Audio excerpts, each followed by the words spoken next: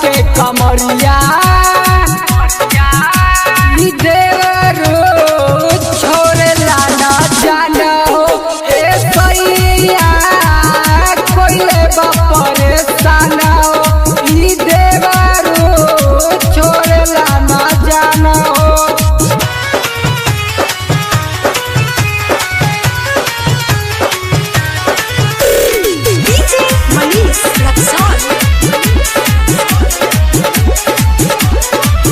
जितेंद्र सैया हो आई बातू कैया हो ऐसा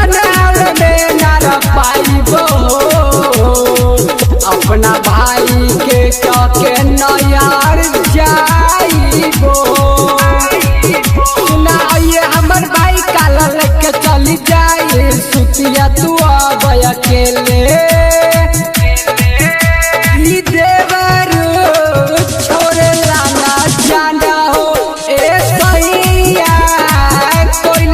परेशान ई देवरो छोरे लाना जाना हो। तू तो गइला ये सैया यार के करा संगे से जिया बलारा रात भर तू कोइला भोरई में गइला पानी हम कौना हाल में ई देवरो